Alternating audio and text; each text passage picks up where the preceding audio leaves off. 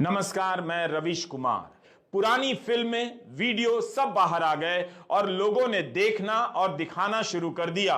लोग तो यह भी निकाल कर देख रहे हैं कि इसी 7 नवंबर को 25 साल पहले संयुक्त राष्ट्र में फलस्तीन के आत्माधिकार को लेकर प्रस्ताव पेश हुआ था और पास हुआ। 146 देशों ने समर्थन किया, केवल 2 देशों ने विरोध। दुनिया ही चाहती है कि फलस्तीन मुक्त हो, आजाद हो और खुली जेल की जगह खुली हवा में सांस ले। 21वीं सदी का यह पहला युद्ध है जहां एक तरफा प्रोपेगेंडा बहुत सफल नहीं हुआ। कमजोर पक्ष की बात भी जनता के बीच बहुत तेजी से पहुंच रही है। बेन्यामिन नेतन्याहू तल अवीव में 80 से अधिक देशों के राजदूतों से मिल रहे हैं। दक्षिण अफ्रीका, तुर्की से लेकर कई देशों ने तल अवीव से अपने राजदूत बुला लिए हैं। उसके दबाव में नेतन्याहू ने गजा पर हमला तो कम नहीं किया, मगर यह मुलाकात बता रही है कि नेतन्याहू समझने लगे हैं कि सब कुछ वैसा नहीं है जैसा इस्राइल चाहता है। इस मुलाकात में नेतन्याहू ने इन राजदूतों से कहा कि जीत का कोई विकल्प नहीं, यह लड़ाई आपकी लड़ाई है, हमारी जीत आपकी जीत है। इस्राइल के प्रधानमंत्री के कार्यालय ने इसके बारे में ट्वीट किया है कि इन सभी ने इस्राइल को समर्थन दिया है और कहा है कि वे अपने देशों में इस बात का प्रचार करेंगे, लोगों को बताएंगे कि 7 अक्टूबर को जो हुआ कभी भुलाया नहीं जा सकता है। इस्राइल चाहता है कि केवल 7 अक्टूबर याद रखा जाए, मगर ऐसा नहीं हुआ। हमास की निंदा करने के बाद गजा पर जो बमबारी हुई है उसे लेकर भी दुनिया में बहस चल रही है और एक नैतिक चुनौती सामने आई है। नेतन्याहू राजदूतों के बीच शक्ति प्रदर्शन कर रहे हैं। उन्हें एहसास हो रहा है कि इन राजदूतों के देश की सरकारें इस्राइल के साथ तो हैं, मगर उनकी जनता का एक बड़ा हिस्सा उसके खिलाफ सड़कों पर है। अमेरिका भले ही इस्राइल के साथ है, मगर वहां की सड़कों पर जनता उतर गई है। सेनेट में सांसद सवाल कर रहे हैं। मीडिया के एक तरफा होने के बाद भी फलस्तीन का सवाल आग की लपटों की तरफ फैलता जा रहा है। नेतन्याहू ने 80 देशों के राजदूतों से अपील की है कि वे बिना शर्त 240 बंधकों की रिहाई की उनकी मांग को समर्थन दें। उन्होंने कहा कि जब तक सबकी रिहाई नहीं होती तब तक युद्ध विराम को भूल जाए। उन्हें यह क्यों कहना पड़ रहा है? संयुक्त राष्ट्र से लेकर सभी ने कहा है कि बंधकों की रिहाई तुरंत होनी चाहिए। हमास के हमले के बाद नेतन्याहू काली शर्ट में नजर आते हैं। उनके रक्षा मंत्री भी काली शर्ट पहन रहे हैं। यहूदी परंपरा में इसे शोक का रंग माना जाता है। जब बाइडेन नेतन्याहू से मिलने आए तब भी नेतन्याहू ने प्रोटोकॉल के मुताबिक कपड़े नहीं पहने, बिना टाई के काला कोट सफेद शर्ट पहनी। आधिकारिक कार्यक्रमों में नेतन्याहू हमेशा टाई में दिखते हैं। जब छुट्टी मनाने गए या किसी त्योहार की फोटो डालते हैं तब टी शर्ट में या बिना टाई के डालते हैं।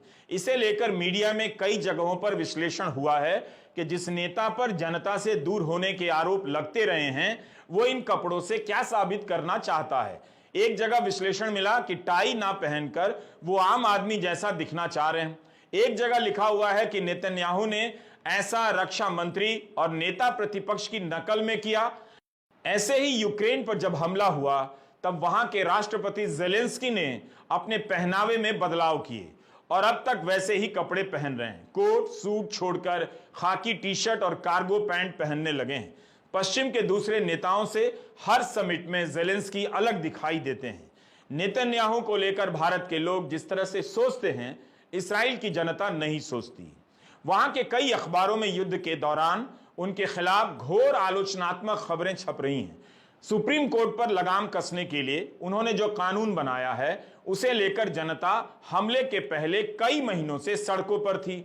जून और जुलाई के महीने में वहां भयंकर प्रदर्शन हुए। इन प्रदर्शनों में ऐसा कोई वर्ग नहीं जो नेतन्याहू के खिलाफ सड़कों पर नहीं उतरा। सेना के अधिकारी से लेकर रिटायर्ड अधिकारी, ट्रेनिंग पाने वाले रिजर्विस्ट भी नेतन्याहू का विरोध करने लगे। इन सभी का मानना था कि भ्रष्टाचार के आरोपों से घिरे नेतन्याहू अपने लिए जमीन तैयार कर रहे हैं, खुद को बचाने के लिए सुप्रीम कोर्ट खत्म कर रहे हैं। हमास के हमले के बाद भी इस्राइल नेतन्याहू के पीछे नहीं खड़ा है, भले ही वह गजा पर हमले को सही मानता है। मारीव अखबार में हुए एक सर्वे में 80% लोगों ने कहा है कि वे चाहते हैं कि नेतन्याहू सुरक्षा और इंटेलिजेंस में हुई चूक के लिए जिम्मेदारी लें। इस सर्वे में भाग लेने वाले यहूदी इस्राएलियों को नेतन्याहू से कहीं ज्यादा सेना के प्रमुखों पर भरोसा है। इस्राएली डेमोक्रेसी इंस्टीट्यूट के एक पोल ने बताया है कि सिर्फ 7% इस्राएली मानते हैं कि वो युद्ध की अगुवाई करने में सक्षम हैं। उनके उलट सेना के प्रमुखों पर 74% लोगों को भरोसा है। युद्ध के बीच प्रधानमंत्री की लोकप्रियता के घटने के ही समाचार वहां छप रहे हैं। गजा पर हजारों बम गिराकर नेतन्याहू इस्राएल का भरोसा नहीं जीत पाए। युद्ध खत्म होने के बाद उनका क्या होगा, इसे लेकर अखबारों में अलग से विश्लेषण छप रहे हैं। फाइनेंशियल टाइम्स के लेखों में विश्लेषक कह रहे हैं कि वो इसलिए जिम्मेदारी नहीं ले रहे हैं क्योंकि ऐसी कोई भी बयान वायरल होकर सत्ता में रहने के उनके इरादों पर पानी फेर सकता है। ऐसे लोग भी हैं जो मानते हैं कि हमले की जिम्मेदारी अकेले नेतन्याहू की नहीं हो सकती। हमास के हमले के 2 दिन के बाद 9 अक्टूबर को हारिस अखबार के संपादकीय पन्ने पर एक लेख छपा कि नेतन्याहू अयोग्य हैं, वे जिम्मेदारी लेने के काबिल ही नहीं, इसलिए जिम्मेदारी नहीं लेते हैं।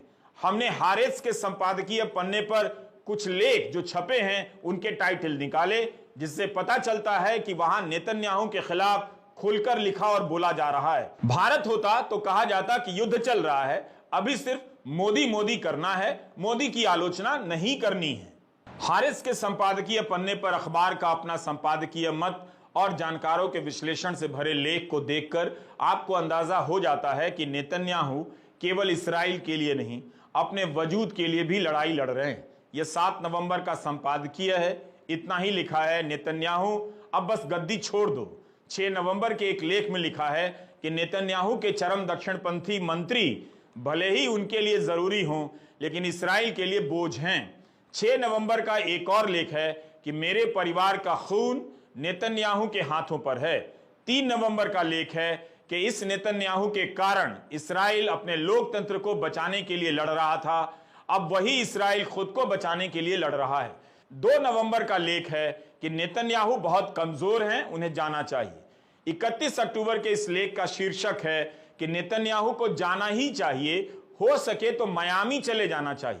30 अक्टूबर का यह लेख देखिए, शीर्षक है हमास के साथ युद्ध के बीच नेतन्याहू ने इस्राएल पर ही युद्ध थोप दिया। ऐसे अनेक लेख हैं जो नेतन्याहू की आलोचना करते हैं। केवल हारेट्स में ही नहीं, टाइम्स ऑफ इस्राएल और जेरूसलम पोस्ट में भी छपे हैं। इसकी तुलना पुलवामा के समय भारत के अखबारों के संपादकीय पन्ने से आप कीजिए, अध्ययन कीजिए। देखना चाहिए कि भारत के अखबारों में इस तरह के सवाल करते हुए लेख छप रहे थे या नहीं। जम्मू कश्मीर के पूर्व राज्यपाल सत्यपाल मलिक ने जब प्रेस कॉन्फ्रेंस की, पुलवामा का राज बताया तो उसे मीडिया ने छापा ही नहीं, टीवी चैनलों ने दिखाया ही नहीं। यहां इस्राएल अपने वजूद की लड़ाई लड़ रहा है। हम वहां के मीडिया को सर्टिफिकेट नहीं दे रहे हैं, मगर इसे नोट कर रहे हैं कि वहां के संपादकीय पन्ने प्रधानमंत्री को लेकर कितने सख्त हैं। मिसाल के तौर पर हर लेख मोदी मोदी करता हुआ नहीं है। आपको बुरा लगेगा, मगर दुनिया में या कम से कम पत्रकारिता की खराब हालत को बताने के लिए एक नारा अब मोदी मोदी भी हो गया है। मगर इस्राएल उनका इंतजार कर रहा है, विजेता की तरह स्वागत करने के लिए नहीं, सवाल पूछने के लिए। हमास का हमला क्यों हुआ, उनकी जवाबदेही तय करने के लिए। नमस्कार, मैं रवीश कुमार।